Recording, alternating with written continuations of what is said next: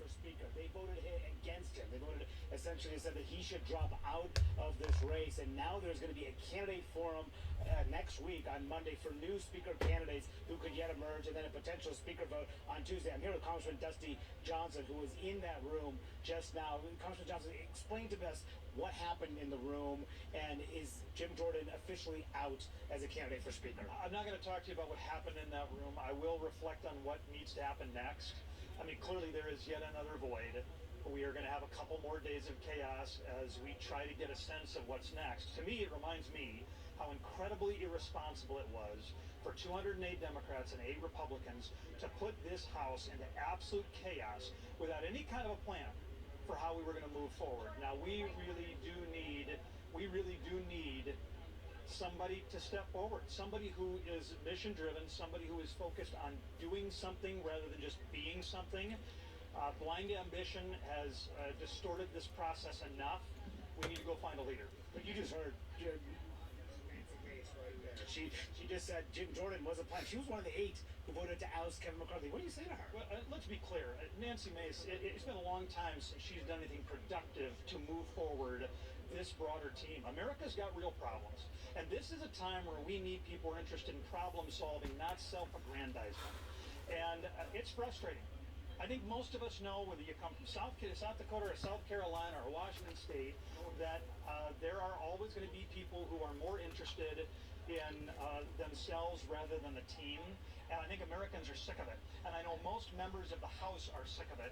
It is time for big boys and big girls to stop with the nonsense and get back to work for the United States. What's going to happen now?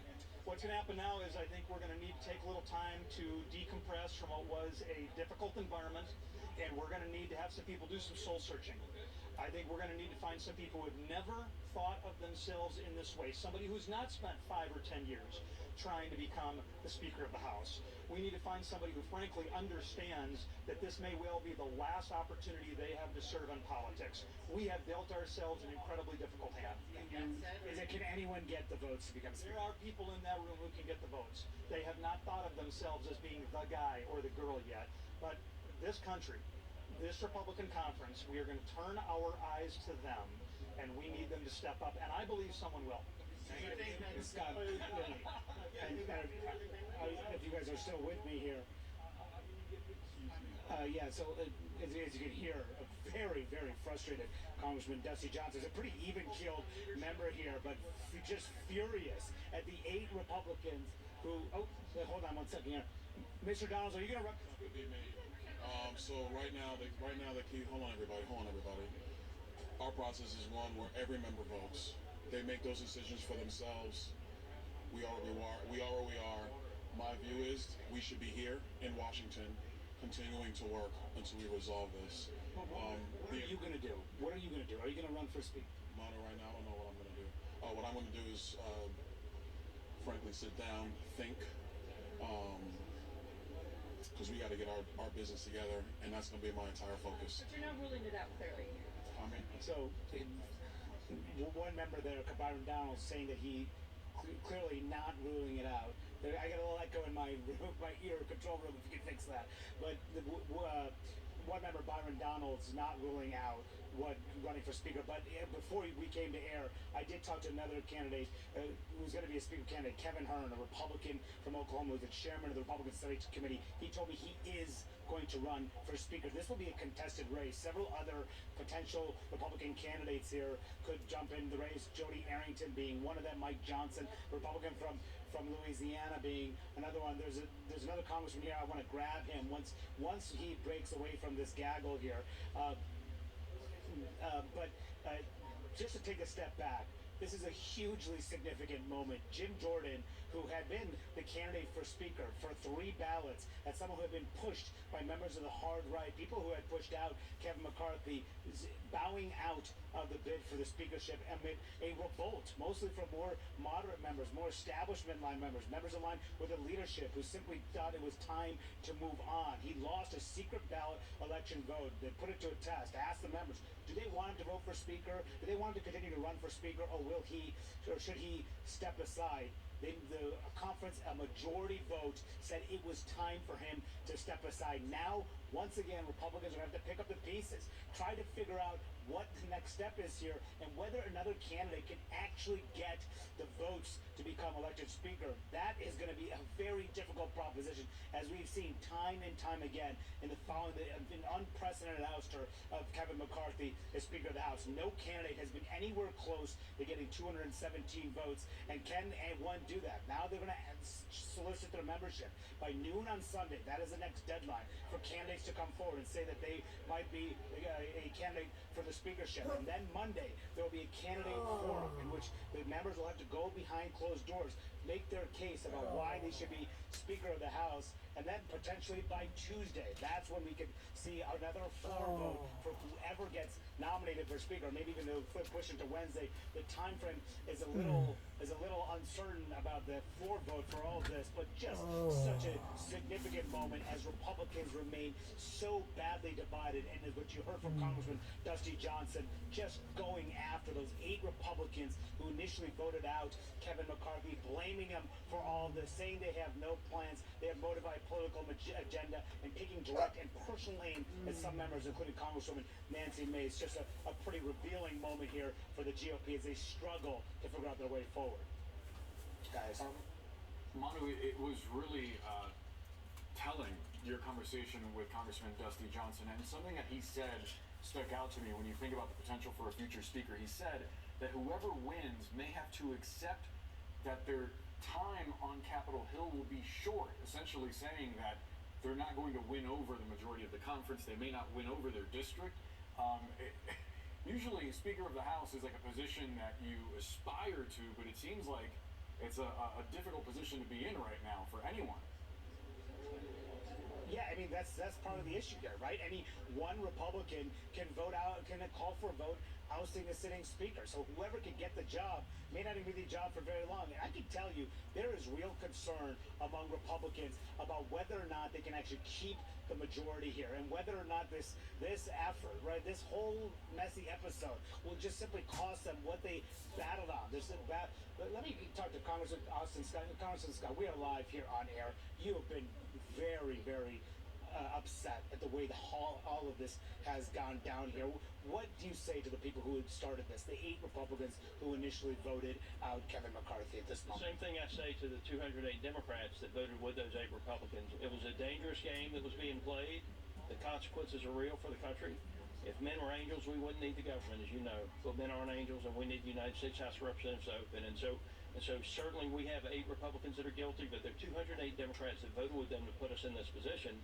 And now, we have to come up with another speaker nominee. But you guys can't even get behind a speaker nominee. Republicans are so badly divided about this. Why? We're upset about what happened, right? Because 208 Democrats voted with 8 Republicans to remove the Speaker of the House and put us in the current position that we're in. That's what happened. They took out the largest Republican fundraiser that House Republicans have ever had. So it did a tremendous amount of damage to our party. It did a tremendous amount of damage to our conference. There's a tremendous amount of resentment among the different groups in the conference. And so the resentment is something we've got to work through. Hopefully we have a nominee on Tuesday and can go to the floor, and hopefully we can get that person across the floor. Who's that person? It'll be up to the conference to make the determination on who's going to represent us on the floor. How does this make the Republican Party look right now? I think it makes Congress as a whole look very bad. It makes Congress as a whole look very bad. The Democrats have had a lot of fun with it, but the fact of the matter is 208 Democrats voted with 8 Republicans. The Democrats are not innocent in this. They're not. But Matt Gaetz and the Republicans that started this. But Matt Gaetz has very personal differences with Kevin McCarthy. So it's very personal differences, not legislative differences, that led to this. And when he brought the motion, and he was the person that brought the motion, the end result of it is a very dangerous position that we're in as a country. So we're going to have conference on Monday. We will have different candidates running, and then we will have a vote Tuesday morning inside the conference to come up with a Republican nominee, and then hopefully we'll be on the floor shortly after lunch. At the time. So with me here. Here, let's try. Congressman Roy, how big of a mistake was it for the Republicans who voted to oust Kevin McCarthy about a plan here? I'm not going to go down that road. That's been asked and answered, right? I didn't support the motion to vacate. I supported Jim Jordan wholeheartedly. I think it was a mistake for the Republican conference to just walk away from arguably the most popular Republican in the Republican Party. So we shouldn't have done that. We just did. So now we're going to go back. So who's going to be the candidate now? You think I'm going to start positing that? I'll tell you what, I'll pick somebody I definitely don't want to be speaker, and I'll mention that name. Why is it so hard for the GOP to get their act together here? I've answered this before. You can agree or you can disagree. We have our Democratic colleagues will not work with us on a single thing to secure the border. Not one thing. And you're the ones who can't get behind a candidate here. No, hold on. So what we're doing is we're having a debate among the 221 who are willing to actually have a debate about the things our people care about. And some of that spills out in public. And you know what? It's a hell of a lot better than having a decision made by the Kremlin and foisted upon you. We are laying this all out in public view, and the American people can see it. It is the sausage getting made. It's the worst system except for all the others. You think this looks good? I mean, look, having the American people be able to see how we're wrestling with the tough decisions and what we're trying to do and doing it with intensity and doing it because we care about this country. And God bless all of these people who put their names forward. All of the stuff that we're wrestling with, because it's a hell of a lot better than the way the rest of the world has always done it. God bless. Very, very strong feelings as you're hearing coming out of this room. Just one Republican after another, just some at a loss of words, some just furious at everything that has gone down, some angry pointedly at some of the members, some trying to shift the blame to Democrats who did vote with Republicans to oust Kevin McCarthy. This was initiated, of course, by Republicans themselves to push out the Speaker of the House, and then they haven't been unable to find any sort of consensus nominee. And just for viewers to understand how significant this is, if you don't have a Speaker of the House, nothing can get done. Legislation can't get done.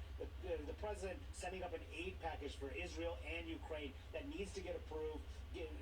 For the people who say that this is absolutely essential to deal with pushing and deterring America's enemies, none of that can happen unless there is a Speaker of the House. And we are seeing something that we have not seen yet ever in American history, a Speaker pushed out in the middle of his term, and then the failure of a party to figure out who can replace him, and the feelings in that room from Republicans right now, the emotions so raw because they are at a complete opposite sides about how they should move forward. How can they get out of this crisis that they caused? They have no idea how to do that yet. They're going to try to figure out whether a new candidate can get them out of this morass, but it is highly, highly uncertain whether that person can. Guys. That is a good word there, Manu Raju. Morass. I think that is where they find themselves and where we find ourselves right now. Manu Raju, amazing work on the Hill. I just feel like we're there. This is like a day in the life of Manu Raju tracking down members of Congress, and there we have what everyone needs to know. Thank you so much for that. All right, Florida Congresswoman and Freedom Caucus member Ana Paulina Luna is joining me now. Congresswoman, thank you so much for being with us. What is your reaction to this? Jim Jordan, who you've supported, is now out. You know, Jim Jordan is arguably one of the most popular Republicans in U.S. history, and you had some members of the GOP that really just spat in the face of their voters. What I've really come to find is that there are those candidates like me that exist on both the right and the left that really don't hold their votes accountable to special interests, and I think that you all saw that, the world saw that play out this last couple of weeks. So where now? Well, we have to find a speaker, but unfortunately you're seeing that this conference decided that we're going to go home, which I would argue is one of the worst things that you can do right now. Congresswoman, I am so sorry to interrupt you. Let's listen to Jim Jordan. We'll speak on the other side. I appreciated getting to work with everyone, talk with everyone. I got to know members in our conference that I didn't really know that well over the last 3 weeks, and that we need to come together and figure out who our speaker is going to be. I'm going to work as hard as I can to help that individual so that we can go help the American people. And I'm also going to go back to work. We got several depositions lined up next week in the Judiciary Committee, work that we need to do for the American people in our investigative work. So we'll go back to work there. But it's important we do unite. Let's figure out who that individual is, get behind him, and get to work for the American people. Thank you all very much. All right, Congresswoman Luna, back with us now. That was a pretty short and sweet what he said there, but just that we're going to get back to work, he said, and it's time to unite, figure out who that person is. That's the question. Unite behind who? Who are Republicans going to unite behind? Well, as of right now, we have to find someone that not only our voters support, but that the conference can support. And one of the big things that you're seeing right now, I heard you ask a question earlier, Representative Chip Roy. It seemed that there's a lot of personal issues that have boiled to the surface that predate my freshman class and really honestly the last 6 years. And so it's my hope that people can, again, go back to policy, which is what this should have only been based on, and find someone that can lead our country right now, because we're certainly not finding it out of the White House. Well, I think some of the personal issues that predate your freshman class were linked to some of the personal issues that we saw playing out, which might have been some of what you saw some of the other Republicans saying they felt like was bullying, right? There were a lot of death threats that were coming from supporters, certainly, who were upset that, well, let me finish and then you can speak. But there were, they were certainly upset that there were death threats coming to them, and in their case, some of their spouses, and they felt that they were being bullied and intimidated as they opposed Jim Jordan. I'm so happy that you brought that up, because I saw members saying that their constituents calling their offices, asking them to vote a certain way was bullying. And as far as I'm concerned, the people that elected you, when they call you and they tell you and they voice your concerns, that's not bullying. But I will be the first person to say that, of course, I don't condone death threats, but I actually received one that CNN covered in my 2022 election. And you know what happened? People thought that that was crazy, but unfortunately in this game of politics, it gets nasty. These exist on both sides, and to say that it was the chairman of the House Judiciary that was behind this is a farce. I didn't say he was behind it. I said this was occurring in conjunction as people were upset about what was happening. And we didn't see him vociferously, publicly saying that this should not happen. And as we understand it, there were also, and you were there inside of these meetings, sort of to your point where you said this is just sort of the way things are. It sounds like that's sort of, let me ask you about this. Why was that okay? I mean, this is the way things are? How is that acceptable? It's not acceptable, but what you're seeing is a failure on both sides and within very, I think, important leadership positions to condemn it. I can tell you that I heard an interview earlier today where Nancy Mace said that she received death threats last week and that her family was harassed, that she had her car keyed. So the fact is that this is politics. People get excited. They get, sometimes really their blood boils, but it's not acceptable and we should condemn it across the board. But again, what I'm saying is that I saw members trying to blame this on Representative Jordan, who's a chairman of House Judiciary. And if we're talking about moving forward, I think it's important for people to remember that what you say on television, that what you put out from your office, whether or not it's personal, it's going to have long-lasting effects. And what I am saying is that the chairman of House Judiciary, that Jim Jordan, during his campaign for Speaker, was not behind that. Who are you thinking that you would like to support now? Do you have some members in mind that you are encouraging to throw their hat in the ring? I thought Lee Zeldin would be incredible, but I'm hearing that some members in conference won't support someone outside of conference. I think Kevin Hearn would be good. I think that there is a few people, but again, we were focusing on what the American people wanted. We were focusing and giving Representative Jordan the respect that he deserved, and so again, we are going to have to go back to the drawing board. And I do think that it's important to note that, remember, we have a CR that's ending in less than, I think, 27 days now. We have a war in the Middle East. We just had President Biden try to lump Israel and Ukraine funding into a request that we're clearly not going to even be able to address. And so we have a lot of issues right now. And again, going back to what just happened, you saw people put ego before the American people. What's your message to the 8 GOP members who voted to oust McCarthy? I'm not going to go back and address that, but let me just remind the American people and my own conference that they voted on that historical Thomas Jefferson rule to motion to vacate the chair. That is something that predated the 118th Congress. That was something that was put in place in order to empower the minority from the majority oppression. And frankly, that would have not happened if things were not said and promises were not broken. Are you worried that what we are witnessing, which is incredibly messy, is going to cost Republicans the majority? I don't know that it'll cost Republicans the majority, but I definitely think that people have explaining to their voters. I'm the first person to say that when someone calls my office, when I get those tough questions, I answer them. I don't ignore them. That is part of what it means to be a representative. I'm not up here as the Queen of England. You are accountable to your voters, and so go back and explain your vote. I'm sure there will be a lot of explaining that many members are going to be doing here over the weekend. Congresswoman Luna, we really appreciate you being with us. Thank you. Thank you. God bless. All right, obviously a very pivotal day there on Capitol Hill. Jim Jordan's attempt at the speakership, it is now dead. And so onward, but to what? A huge question. In the meantime, President Biden trying to sell Americans on tens of billions of dollars in aid for Israel and for Ukraine. As you just heard, we were talking about it. They're tying both wars together as vital to U.S. national security. Will his primetime appeal work, though? We're going to discuss next.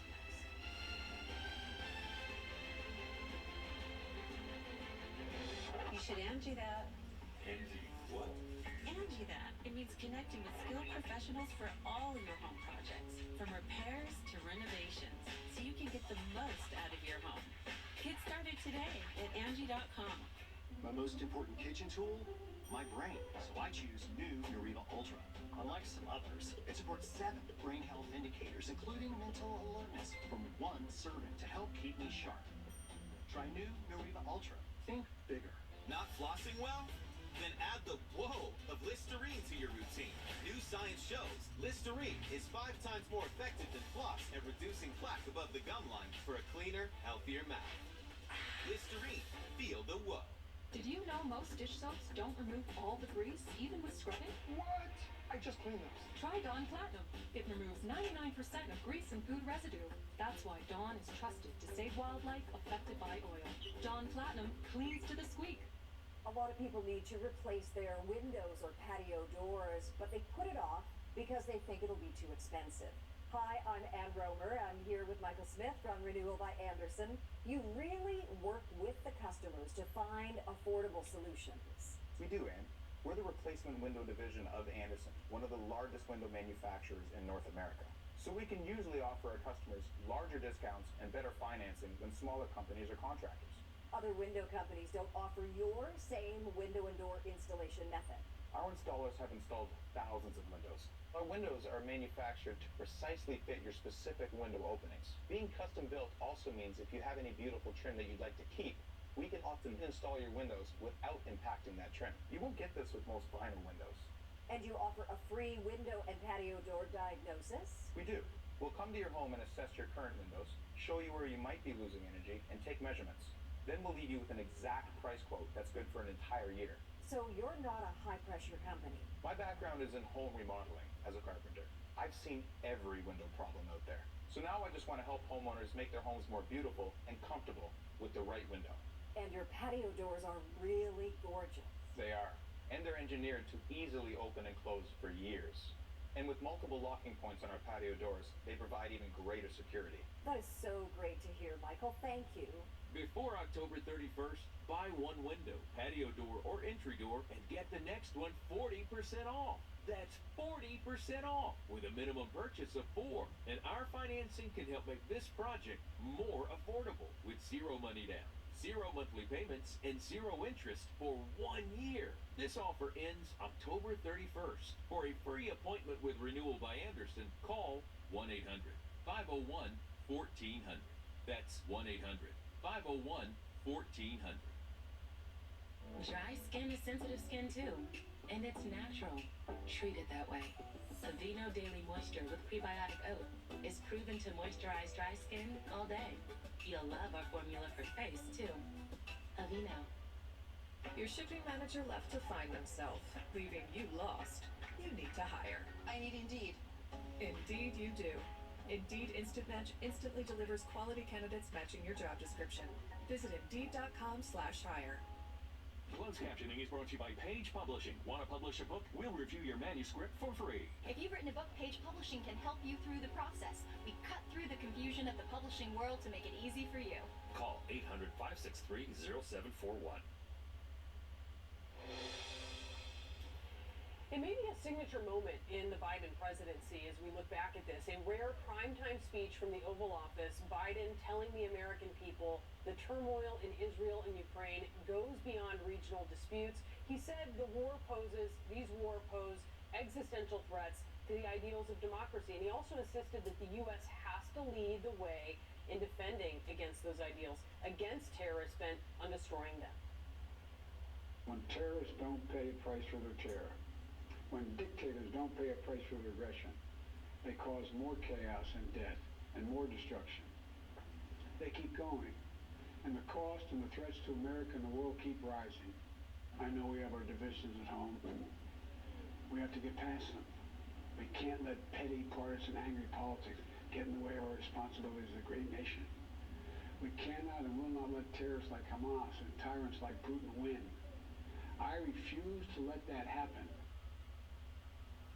Let's discuss with CNN presidential historian Tim Naftali. Tim, thanks so much for sharing part of your afternoon with us. This is only the second time that Biden has delivered an address from the Oval Office. Obviously, there's significance to choosing that venue to deliver that message to the American people. Well, President Biden was following in the tradition of American presidents who've gone abroad at times of war and times of conflict, had important meetings, and then have come back to the American people to give them a report on what happened. Woodrow Wilson did that, Franklin Roosevelt did that, John F. Kennedy did that, Ronald Reagan did that. Presidents reserve those moments for very important events, and Joe Biden is following in that tradition. I think if you listen to the speech, if you didn't, you should. If you did, you heard a president at his very best. He was trying to balance some difficult foreign and domestic political challenges, and frankly, he stood on the shoulders of those presidents who've done similar work before him. I think that's really the thing, Tim, is he's making the case for the world order as it is that has existed for so long with the U.S. leading, and he's urging Americans at a time when Americans are actually, the polls show they're disinclined to support, especially this aid for Ukraine. He's urging them to do it, and that if they don't, there are these huge ramifications. It's not a given that he's going to be successful in this. So if he doesn't succeed, I wonder how you think history might judge this moment. Well, if he doesn't succeed, it's because the pro-Putin faction in one house of Congress will choose chaos over a commitment to international security. That's what the stakes are. The president made clear a view that American leaders of both parties have had since Pearl Harbor, which is that America is, either you can say, an essential nation or an indispensable nation, but that we are so powerful that we can and should play a role in maintaining international security. That is an understanding that most Americans by far have had since Pearl Harbor. And that feeling was reinforced after 9/11. The question for most Americans is, do you still believe that? I think most Americans do. The issue that Americans debate is what kind of sacrifice we are willing to do on behalf of shoring up international security. And that's a great debate, and it's a debate democracies need to have. But the idea that we can pull away from the world and the world won't react, I don't think most Americans believe that. Yes, there is a MAGA group of isolationists, but are they really most Americans? No. So the challenge for the president is to speak to all Americans and to try to persuade those who are isolationists. Now, people understand, I mean, no one's naive here. He's probably not going to persuade others, but he has to make the case. That's part of the job of being president. Good presidents are those who try to explain and persuade, as opposed to divisive presidents who decide from the beginning they're only going to talk to the people who voted for them. And notably, Tim, this speech and these trips also come at a time when there are a lot of questions in the electorate, even from Democrats, about his image and his age and his ability to function as president, already being the oldest president in history, potentially in his 80s if he wins re-election. Joe Biden is the first American president ever to go to Israel when it's in a state of war. Richard Nixon, who was much younger, didn't go. LBJ, who was much younger, didn't go. LBJ was in his 60s. Nixon was in his 60s. They didn't go. George W. Bush didn't go. He was also in his 60s at the time. It took an 80-year-old man to do it. I'm not sure that age played any role at all in the president's management of this crisis. What he did show was he could do it. There's no question that Americans would prefer someone who emanates vitality, of course. But next year, the president will have shown us that he was able to manage a crisis in the Middle East despite his age. So I think that his handling of the crisis at the moment is exactly what I would expect a 60-year-old or even a 50-year-old to do. So I don't think age has played a role at all in how he's dealt with this crisis. And frankly, isn't that the way we should be judging presidents? Tim Natale, we have to leave the conversation there. Thanks so much for the time. Thank you. A pleasure. Of course, still to come, a last-minute plea deal. Pro-Trump attorney Kenneth Chesborough pleading guilty in the Georgia election subversion case. President Biden has done a great job in handling the political situation in the world today. Sunday, how did Hamas orchestrate their massive attack on Israel? Sarah Seidner explores the history of this secretive and dangerous terror group and what comes next. The whole story with Anderson Cooper, Sunday at 10 on CNN.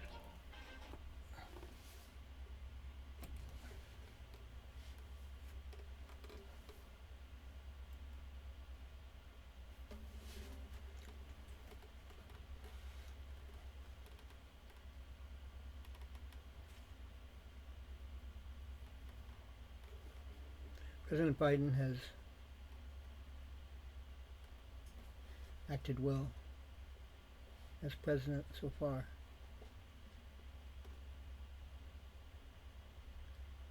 Despite any talk of age. A song by Paul Beckman, Paul Rainbow Song, also the new first leader of humankind on the free world, created October 20th, 2023.